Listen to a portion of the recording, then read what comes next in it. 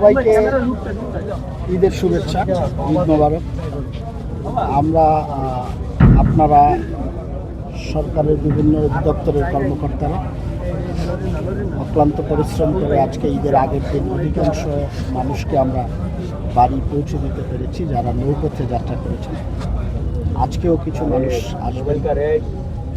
আপনারা জানেন যে ঈদুল আজহায় কোরবানি উপলক্ষে এই প্রত্যন্ত অঞ্চলের কিছু মানুষ ঢাকায় যায় কোরবানির কাজে সহযোগিতা করার জন্য। তারা আগামীকালকে আসবেন, পরশু দিন আসবেন।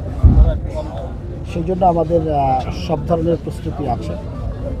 এখন পর্যন্ত আমরা মোটামুটি সবার সাথে কথা বলে যতটুকু বুঝতে পেরেছি, সংবাদ মাধ্যমের আপনারা যারা আছেন আপনাদের সাথে কথা বলে বড় ধরনের কোনো অভিযোগ আমরা কারোর কাছ থেকে পাইনি, না যাত্রীদের কাছ থেকে, না আপনাদের কাছ থেকে। এখন আমাদের মূল চ্যালেঞ্জের জায়গা হলো যে মানুষগুলো বাড়ি এসেছেন তার প্রিয়জনদের সাথে ঈদ করার জন্য, তাদেরকে 29-30 তারিখ থেকে ফেরত নিয়ে গিয়ে যার যার কর্মস্থলে যোগ দেওয়ার সুযোগ করে দেওয়া এবং সেটি নিরাপদ যাত্রা যেন হয় সেটিকে নিশ্চিত করা। সেই লক্ষ্যেই আমরা কাজ করে যাচ্ছি। সেই উপলক্ষেই আজকে আসা যে এই ঘাটগুলো থেকে আপনারা জানেন যে 30 তারিখ থেকে ফিরতি যে যাত্রীরা আছে তারা যাবে। শুধু এটা না, দক্ষিণাঞ্চলের এরকম অনেকগুলো ঘাট আছে। আমরা চেষ্টা করব যতগুলো পারা যায় সেই জায়গাগুলো দেখা। কারণ আমাদের আপনারা দেখতে পাচ্ছেন আমাদের বিআইডব্লিউতে যারা কর্মকর্তারা নিয়মিত থাকেন তারা তো আছেন। তারপরেও আমরা মন্ত্রণালয়ে যারা ঊর্ধ্বতন কর্মকর্তা আছে তাদেরকেও সব ঘাটগুলোতে নিযুক্ত করেছি সার্বিক পরিস্থিতি দেখার জন্য, তারাও আছেন।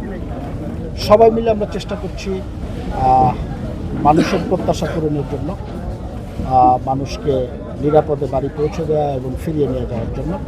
আপনারাও নিরবিচ্ছিন্নভাবে কাজ করে যাচ্ছেন। আপনাদের যদি কোনো কিছু চোখে পড়ে থাকে আমাদেরকে বলবেন, আমরা সাথে সাথে ব্যবস্থা নেওয়ার চেষ্টা করব এবং কোনো ভুল ত্রুটি থাকলে সেটিকেও সংশোধন করার চেষ্টা করব।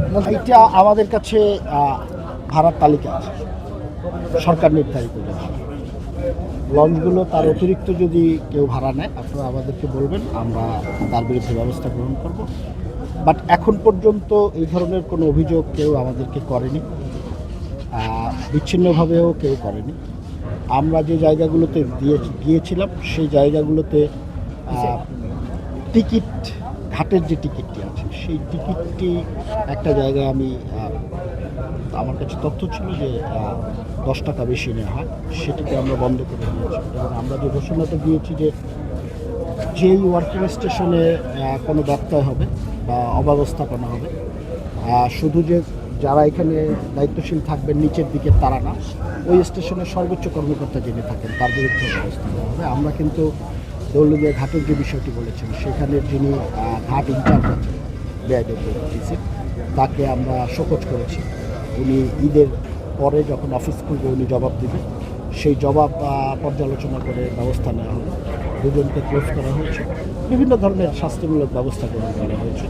আপনারা এখানেও কিছু পদক্ষেপ লক্ষ্য করেছেন ঈদের আগে, এটি আমরা কন্টিনিউ করব এবং আমরা চেষ্টা করব নৌ পরিবহন যে মন্ত্রণালয়ের অধীনে পণ্য পরিবহন এবং যাত্রী পরিবহনের যে সেবা সরকার কর্তৃক নিশ্চিত করা হয় সেই সেবাটি যেন অভিযোগমুক্ত হয় এবং সেখানে যেন মানুষের জন্য একটি শক্তিদায়ক পরিবেশ সবসময় থাকে, সে বিষয়টি নিয়ে প্রতিনিয়ত আমরা কাজ করি। সেই অভিযোগের জায়গাটা শূন্য কোঠায় নিয়ে আসার জন্য আমরা কাজ করছি। আপনারা দেখছেন, আপনারাও সাথে পাচ্ছেন।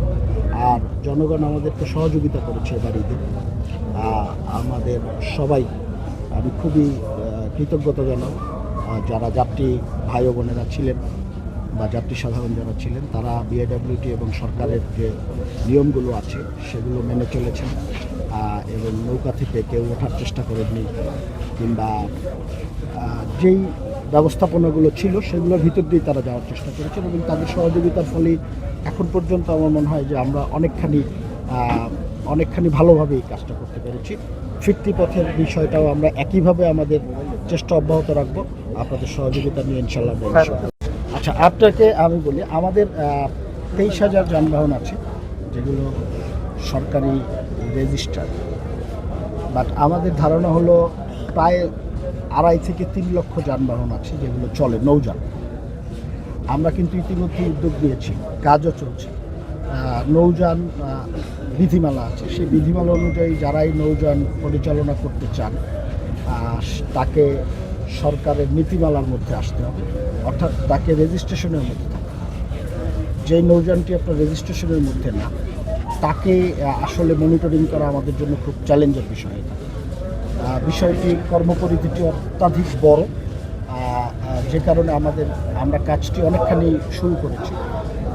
এটিকে কমপ্লিট যদি আমরা করতে পারি তাহলে এই বিষয়গুলোর আমরা সমাধানের দিকে আমরা এগিয়ে যেতে পারবো। এবং সহজ কথা হলো, প্রত্যেকটি নৌযানকে রেজিস্ট্রেশন থাকতে হবে, সরকার রেজিস্ট্রেশন, এবং তাকে সরকারি যে বিধিমালা আছে তার আয়তন হিসাবে বা তার যে হর্স পাওয়ার থাকে সেই হিসাবে ইঞ্জিনের ক্যাপাসিটির উপরে যে বিধিমালা আছে সেই বিধিমালা মেনে তাকে নৌযান পরিচালনা করতে হবে।